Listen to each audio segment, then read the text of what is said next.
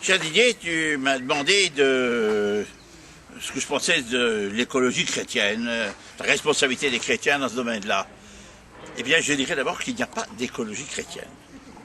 Comme il n'y a pas d'écologie politique, comme il n'y a pas d'écologie socialiste, humanisante, tout ce que tu veux, l'écologie c'est une science, comme la physique, les mathématiques, la géologie.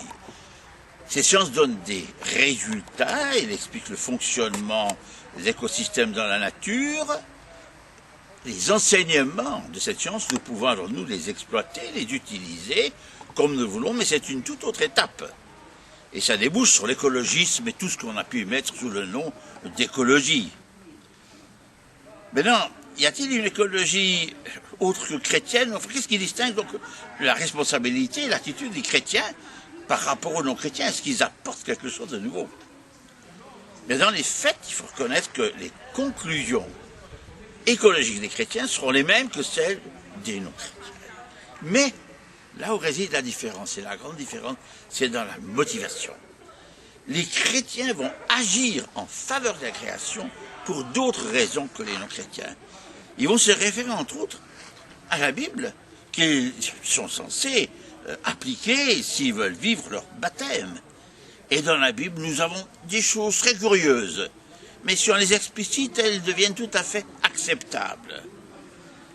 Et nous avons, entre autres, ce fameux verset 2,15 dans la Genèse. Dieu confia le jardin d'Éden, ce magnifique jardin, entre autres où nous sommes maintenant, à l'homme pour qu'il le garde et le cultive.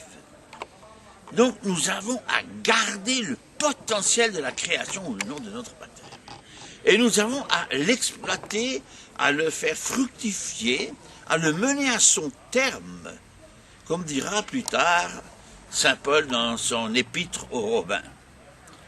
Donc nous avons, nous, au nom de notre baptême, au nom du fait d'être chrétiens, nous avons à faire attention de ne pas faire disparaître des espèces, de ne pas polluer, de ne pas dégrader pour les générations futures.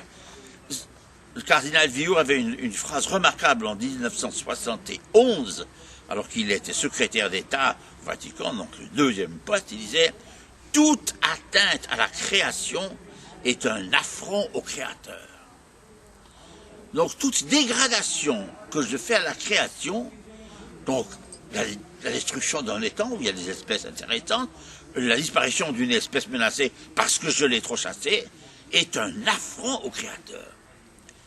Est-ce que ce ne serait pas l'état de péché mortel dans l'expression classique de l'Église? En tout cas, c'est grave. Et nous avons donc à faire attention de ne pas gaspiller, de ne pas détruire tout ce que nous avons hérité des générations antérieures, et puis à essayer, au contraire, de maintenir, et si possible, de restituer, de recréer ce qui est important et que, n'oublions pas, le Seigneur a trouvé bon.